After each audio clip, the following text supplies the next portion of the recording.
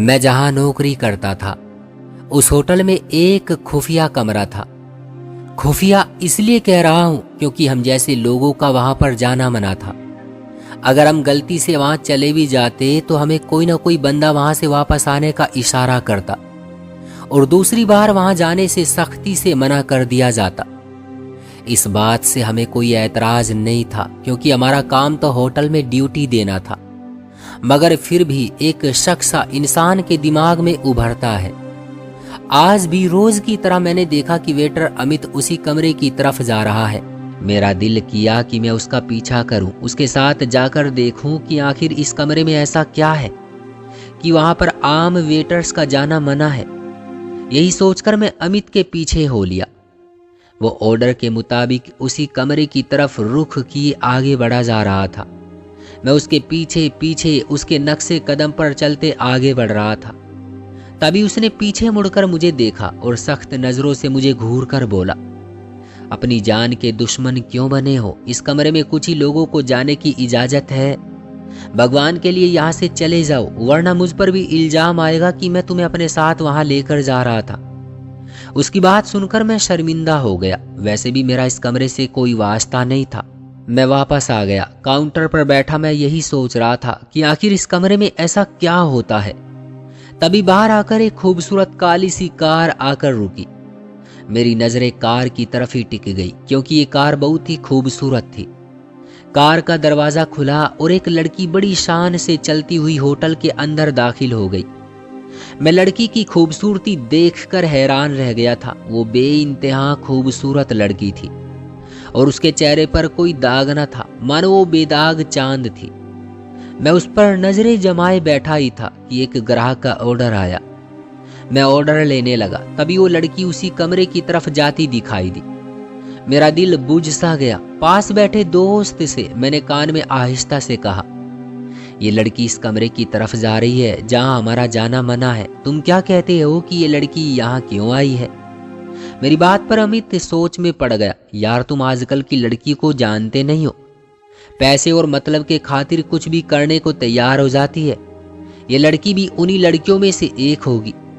वैसे भी तुमने इस लड़की को पहली बार देखा होगा, लेकिन मैं हर रोज इस कमरे में एक लड़की को जाते देखता हूँ। पता नहीं कहाँ जाती है, क्या करती है।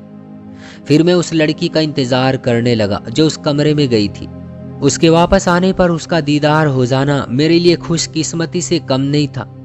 तभी मैंने उसी दिन ओवर टाइम ड्यूटी भी कर ली। मैं चाहता था कि किसी तरह इस लड़की का हसीन चेहरा देखने को मिल जाए। मगर दिन से शाम और शाम से रात हो गई और वो लड़की दोबारा नजर नहीं आई। वो लड़की मेरे लिए किसी हसीन ख्वाब से कम नहीं थी। तभी तो उसका इंतजार करने लगा, मगर उसको नहीं आना था और वो नहीं आई। यहाँ तक कि दिन से शाम और शाम से रात हो गई। मेरे साथी अमित को भी मेरे दिल की हालत का अंदाजा था। कहने लगा, मैं जानता हूँ कि तुम उसी लड़की का इंतजार कर रहे हो, मगर तुम क्या ये भी जानते हो कि वहां जो लड़की एक बार चली जाए उस कमरे से वापस नहीं आती। उसका इंतजार करना बेकार है। अमित की बात सुनकर मैं मायूस हो गया, मगर मेरे दिल में एक उम्मीद थी कि वो मुझे एक दिन जरूर मिलेगी। मैं सोचने लगा कि शायद वो दूसरे दरवाजे से कहीं चली गई हो और कल दोबारा अपने किसी काम से वापस आ जाए। हमारे इलाके में ज्यादातर लोग घूमने के लिए आते थे, जिनमें ज्यादातर बाहर देश के जोड़े शामिल होते थे। मैं कल का इंतजार करने लगा, शायद वो कोई दूसरे देश की हसीना हो। यही सोचकर मेरी उम्मीद बढ़ गई थी। ठीक उसी समय दिन के 12 बजे एक काली कार आकर होटल के मेन दरवाजे के आगे रुकी। मेरी तो खुशी की इंतहा ना रही थी क्योंकि उस कार में से उसी काट की एक लड़की निकली थी। मैं समझ गया कि ये वही लड़की है, मगर ये क्या, उसने तो अपना चेहरा ढक रखा था। वो काली चादर में छुपी हुई थी और उसने सर पर भी कुछ कपड़ा पहन रखा था, जिसकी वजह से मैं उसका चेहरा नहीं देख सका। मगर दिल में ये खुशी बहुत थी कि ये लड़की कहीं नहीं गई, बल्कि इसी होटल में दोबारा आई है।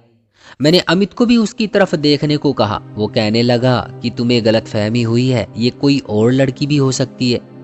उसने तो अपना चेहरा भी ढक रखा है। और हाँ, तुम इस होटल में आने वाली लड़कियों पर अपना दिल मत ले आना। यहाँ तो आवारा और अय्याश लड़कियां आती हैं।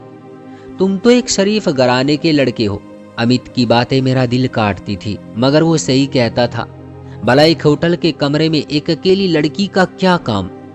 मगर मर्द तो दिल लगी के लिए रंग नस्ल नहीं देखता, वो बस औरत को एक पुरकशिश वजूद की तरह देखता है। मैं भी आज उस हसीना का दीदार करना चाहता था। जब वो अंदर की तरफ जाने लगी तो मैंने उसका पीछा किया। पता नहीं क्या था जो मुझे उसकी तरफ खींच रहा था। अमित ने मुझे मना भी किया कि अगर तुम्हें मालिक के उस खास वेटर ने देख लिया तो वो तुम्हें अच्छी खासी डांट सुनाएगा, क्योंकि गाड़ी से निकलने वाली लड़कियों को उस लड़के के साथ अमित ही अंदर कमरे तक लेकर जाता था।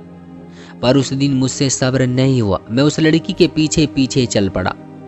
बात सुनिए, मैंने उससे बात करने की कोशिश की, मगर उसने अपनी रफ्तार तेज कर दी। उसका बुर्का उसके कदमों में आ रहा था और वो बहुत परेशान और नर्वस लग रही थी। लगता था कि उसे मेरा बुलाना अच्छा नहीं लगा, मगर वो वही लड़की थी। मेरा दिल कह रहा था, तभी आगे बढ़कर मैंने उसका रास्ता रोक लिया। मगर ये देखकर मेरी आंखें फटी की फटी रह गई, क्योंकि ये वो लड़की नहीं थी, बल्कि मेरी अपनी सगी बहन थी। तुम यहाँ कैसे आई? मैंने उससे हैरत से पूछा। उसने मेरी बात का कोई जवाब नहीं दिया। उसी वक्त वहां मालिक का खास वेटर आ टपका और मुझे गुस्से भरी निगाहों से देखकर बोला, तुम यहाँ क्या कर रहे हो? मालिक को तुम्हारी शिकायत लगाऊंगा। लगता है आजकल तुम इस कमरे के आसपास ज्यादा ही मंडराने लगे हो। तुम्हारा इलाज करना पड़ेगा। उसने मुझे तेवर दिखाए, मगर मुझे कोई फर्क नहीं पड़ा, क्योंकि मेरी अपनी सगी बहन आज उस कमरे में जा रही थी और मुझसे सब्र नहीं हो रहा था कि मैं उसे इस कमरे में से खींचकर बाहर ले आऊं। इस कमरे में आज तक जो लड़की गई थी अमित को छोड़ करके, वो वापस नहीं आई थी। मगर मैं किसी को बता भी नहीं सकता था कि मेरी बहन इस होटल के उस खुफिया कमरे में गई है। आखिर ये मेरी इज्जत का सवाल था। मैं किसी से मदद भी नहीं मांग सकता था। मैं इसकी बात पर सर झुकाकर वहां से चला आया, क्योंकि उस वक्त सिक्योरिटी गार्ड भी वहीं खड़ा मुझे देख रहा था। होटल की इतनी बड़ी मैनेजमेंट से पंगा लेना मेरे बस की बात नहीं थी। फिर मैं खामोश होकर काउंटर पर वापस अमित के पास आकर बैठ गया। हो गया दीदार भाभी का? मेरे पास कोई जवाब नहीं था। नहीं यार, एक बहुत बड़ी दिक्कत हो गई है। मैंने अमित को सारी कहानी बताने का फैसला किया, क्योंकि अमित को बताए बगैर बहन को बचाने का कोई चारा भी नहीं था। उसे बताए बगैर मैं अपनी बहन की मदद नहीं कर सकता था। एक यही था जो मेरी मदद कर सकता था। वो कमरा जहां मेरी बहन गई थी, उसके बारे में किसी भी वेटर की अच्छी राय नहीं थी। मेरा तो दिल कांप रहा था। मेरे माथे पर एक तनाव सा था।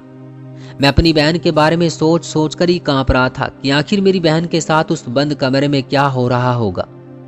थोड़ी देर के बाद अमित ने मालिक के उस खास वेटर से न जाने क्या बात कही कि उसे रहम आ गया। शायद वो भी बहन बेटियों वाला था, इसलिए ये मेरी मजबूरी समझ गया था। मगर हम सब यहाँ वेटर थे, एक हद से ज्यादा एक दूसरे की मदद भी नहीं कर सकते थे। उसने मुझे इजाजत तो दे दी थी, मगर सिर्फ और सिर्फ मेरे अपने रिस्क पर। मैं फौरन उस कमरे की तरफ बढ़ा। मेरे ख्याल से तो उस कमरे को अंदर से बंद होना चाहिए था, मगर मैंने जैसे ही चाबी घुमाई तो देखा कि कमरे का दरवाजा आसानी से खुल गया। लेकिन धड़कते दिल के साथ जैसे ही मैंने कमरे का दरवाजा खोला तो कमरे को एकदम खाली पाया।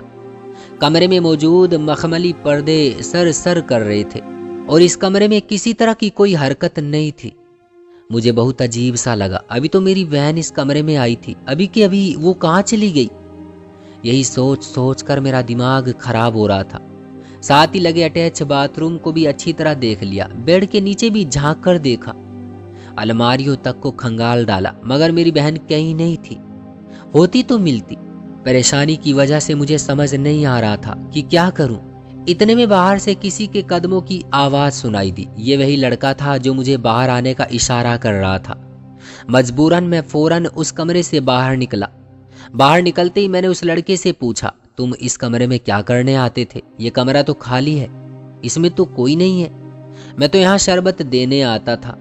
2 गिलास शरबत के मुझे दिए जाते थे, वही इस कमरे में पहुंचाने आता था। एक औरत मुझसे वो गिलास ले लेती थी। इसके बाद मैं वापस आ जाता हूँ। मुझे नहीं पता कि यहाँ क्या होता है। इसकी बात सुनकर मैं हैरान रह गया। मेरी समझ में नहीं आ रहा था कि मेरी बहन आखिर इस कमरे से गई कहाँ।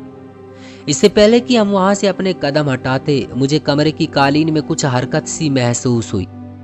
मैं अंदर जाने ही लगा था कि उस लड़के ने मुझे खबरदार कर दिया और फिर एकदम कमरे की बिजली बंद हो गई। हमें वहां से वापस आना पड़ा। ये जगह खतरनाक थी, यहाँ जाना आसान बात नहीं थी, मगर ये लड़का मेरी मजबूरी समझता था। तब उसने एक सिक्योरिटी गार्ड को, जो उसका दोस्त था, उसने उसे सारी बात समझाई। वो सिक्योरिटी गार्ड एक बुजुर्ग आदमी था, वो भी हमारी मजबूरी तकरीबन समझ ही गया था। उसने भी जब मेरी बहन के बारे में जाना तो वो भी मेरी मदद करने के लिए तैयार हो गया। बोला कि मैं तुम्हें जाने की इजाजत तो दे दूंगा, तुम उस कमरे में जाकर जो चाहो करो, मगर अच्छी तरह अपनी तसल्ली कर लो। और इस कमरे में आज तक जो भी लड़की गई है वो दोबारा कभी बाहर नहीं आई। उस कमरे में अजीब तरह की बातें मशहूर हैं, लेकिन अगर तुम्हारे मुताबिक वो कमरा खाली था तो इस बात का यकीन खुद भी कर लो, हो सकता है तुम्हारी बहन किसी दूसरे कमरे में गई हो। चाचा की बात सुनकर मुझे गुस्सा तो बहुत आया, मगर मैं खामोश रहा। मुझे अपनी बहन पर पूरा भरोसा था, वो कभी माँ बाप की इज्जत पर आंच नहीं आने दे सकती थी, मगर उसकी इस हरकत ने मुझे अपने दोस्तों के सामने भी शर्मिंदा कर दिया था। खैर, वो मेरी बहन थी, मैं उसे यूं फेंक नहीं सकता था। मेरी मम्मी पापा उसके घर से गायब होने पर परेशान थे, वो तो थाने तक जाना चाहते थे, मगर मैंने उन्हें तसल्ली दे दी और कहा कि मैं अपनी बहन को खुद तलाश करके अपने घर तक ले आऊंगा, उनको परेशान होने की कोई ज़रूरत नहीं है। पापा को तो कुछ कुछ मैंने समझा भी दिया था कि मेरे होटल में ऐसे लोग हैं जो मेरी मदद कर सकते हैं, लेकिन माँ बाप कहाँ चैन से बैठने वाले थे। खैर, मैं उस बूढ़े अंकल की मदद से उस दरवाजे तक पहुंचने में दोबारा कामयाब हो गया जिससे मेरी बहन अंदर गई थी। मुझे यकीन था कि उस कालीन के नीचे जरूर ऐसी कोई चीज होगी जिसमें मेरी बहन की गुमशुदगी का राज छुपा है। मैं ऊपर वाले का नाम लेकर उस कमरे के अंदर दाखिल हो गया और फिर मैंने कमरे को अच्छी तरह चेक करने के बाद कमरे में पड़ा मोटा कालीन एक तरफ सरकाया। मैंने देखा बीच में पड़े कालीन पर एक टुकड़ा था जिसे आसानी से उठाया जा सकता था। टुकड़ा हटाने के बाद अंदर बने एक लोहे के दरवाजे पर मेरी नजर पड़ी तो मैंने उसे अपने दोनों हाथों से आहिस्ता से उठाकर दूसरी तरफ रखा और फिर नीचे बनी सीढ़ियों पर कदम रख दिया। मैं जान गया था कि होटल के इस कमरे में किसी तहखाने का रास्ता है। मैंने जल्दी से उस तहखाने में उतरने का फैसला किया क्योंकि मैं जल्द से जल्द हकीकत तक पहुंचना चाहता था। और फिर अंदर जाते ही मुझे कुछ ऐसा दिखा जिसे देखते ही मेरे होश उड़ गए। अंदर जैसे एक पूरी दुनिया बसी थी। हर तरफ खूबसूरत कमरे बने हुए थे और टाइलों की ऐसी चमक थी, मेरी आंखें हैरान हो रही थी। लगता था कि यहाँ पर मौजूद लोग दूसरी ही दुनिया के रहने वाले हैं। हर तरफ खूबसूरती ही खूबसूरती थी। पूल के पास बैठी लड़कियां बेहद हसीन लग रही थी। लड़कियों की तादाद कोई तकरीबन 10-12 के करीब होगी, जबकि अमित के मुताबिक यहाँ 50 लड़कियां आकर होटल के कमरे में गायब हुई थी। मुझे अपनी बहन को ढूंढना था, मगर अभी मैं हैरान परेशान खड़ा उस महल जैसे तहखाने को देख रहा था कि मुझे अपने पीछे किसी के होने का एहसास हुआ। और इससे पहले कि मैं पीछे मुड़कर देखता, किसी ने मेरे सर पर दबाव डाला और कोई चीज मेरे सर पर मारी गई और फिर मैं बेहोश हो गया।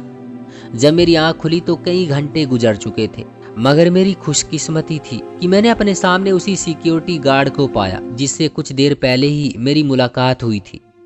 मैंने उससे पूछा कि मैं कहाँ हूँ। उसने बड़ी मुश्किल से बताया कि मैं होटल के तहखाने में कैद हूँ, जहाँ आते हुए तुम सिक्योरिटी की नज़र में आ गए थे। मगर उस बूढ़े गार्ड ने न जाने कैसे सिक्योरिटी से बातचीत करके मुझ तक पहुंचकर मुझे बचाया, मेरा ख्याल रखा और मुझे होश में लाने की कोशिश की। मैं उनका शुक्रगुजार था, मगर उनकी परेशानी मुझे साफ नजर आ रही थी। बेटा, जल्दी करो, तुम्हें यहाँ से जल्द जाना होगा, क्योंकि मैं यहाँ पर बहुत ही ज्यादा मुश्किल से आया हूँ। न सिर्फ मेरी जान बल्कि मेरी नौकरी को भी खतरा है। बेटा, तुम अपनी बहन के पीछे यहाँ तक आए हो, इसलिए मैंने तुम्हारी मदद की है, वरना यहाँ तक आने वाली लड़कियों को एक अच्छी लड़की समझने की गलती मत करना। मैं इस खेल से वाकिफ तो था, मगर ये नहीं जानता था कि यहाँ पर कोई तहखाना बनाया गया है जहाँ पर इन सब लड़कियों को कैद किया जाता है और यहाँ का मालिक इन्हें अपने मकसद के लिए इस्तेमाल करता है। मैं तो तुम्हारी बहन को पहचानता भी नहीं हूँ। तुम्हें खुद उन लड़कियों में से अपनी बहन को तलाश करना होगा। उसके बाद मैं तुम्हें एक रास्ता बताऊंगा जिससे होते हुए तुम इस तहखाने से बाहर निकल जाओगे। मगर ध्यान रहे, कोई चालाकी दिखाने की कोशिश मत करना। सिर्फ अपनी बहन को यहाँ से लेकर जाना, कोई चीज उठाना मत और ना ही किसी से कोई फालतू की बातें करना। मैं तुम्हारे लिए सब इंतजाम कर दूंगा। जल्दी से जाकर अपनी बहन को पहचानो। मैं बूढ़े अंकल की बात सुनने के बाद वहां से उठा और उठकर दूसरे कमरे में आ गया, जो खुले हॉल जैसा था। मेरी नज़र उसी लड़की पर पड़ी जो मासूम सी सूरत बनाए उन सब लड़कियों में अलग ही नज़र आ रही थी। मुझे जल्दी से अपनी बहन को तलाश करना था, मगर मुझे इसकी ज़रूरत नहीं पड़ी। मेरी बहन कहीं अंदर वाले कमरे से भागती हुई आकर जोर से मुझसे लिपटी और रोने लगी। अपनी बहन को ऐसी हालत में देखकर मेरा सर शर्म से झुक गया और बिना किसी बातचीत के मैं उसे वहां से बाहर ले आया। बूढ़े गार्ड के बताए हुए रास्ते से मैं वहां से निकल गया। उस लड़की का ख्याल मुझे अभी भी सता रहा था। मैं उसे भी इस नर्क से निकालना चाहता था। सच पूछो तो मेरी पहली नजर उसी पर पड़ी थी, मगर मुझे अपनी बहन की इज्जत प्यारी थी, इसलिए सबसे पहले मैं अपनी बहन को ही वहां से बाहर लाया। मेरी बहन मुझसे माफी मांगने लगी। मैंने उसकी किसी बात पर कोई खास ध्यान न दिया, बस उसे जल्दी से गाड़ी में बैठाकर घर ले आया। घर आकर मैंने उसे गाड़ी से घसीटते हुए बाहर निकाला और माँ बाप के सामने किसी मुजरिम की तरह पेश किया। वो भी डर के मारे कांप रही थी। उसने बताया कि वो वहां किसी से मिलने नहीं बल्कि एक नौकरी की तलाश में गई थी, जिसके बारे में बताया जा रहा था कि सैलरी बहुत ही ज्यादा है।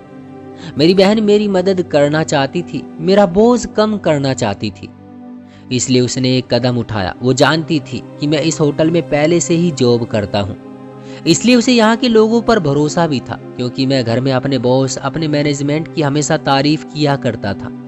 वो मुझे बिना बताए अपनी जॉब का सरप्राइज देना चाहती थी, मगर मेरी बहन को शायद इस जालिम जमाने का नहीं पता था। ये जरूरी नहीं है कि हर अच्छा नजर आने वाला इंसान अंदर से भी अच्छा हो, उसके कई रंग हो सकते हैं।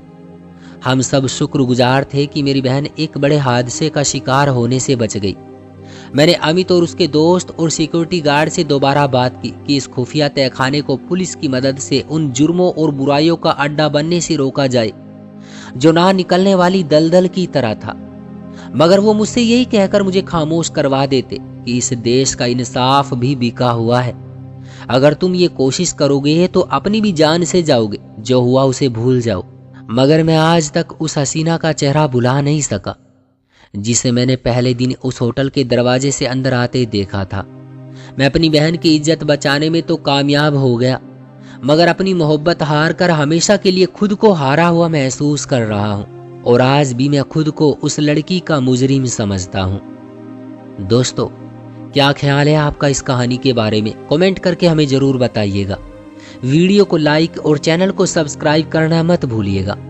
मैं मिलता हूँ आपसे अगली वीडियो में, तब तक के लिए धन्यवाद।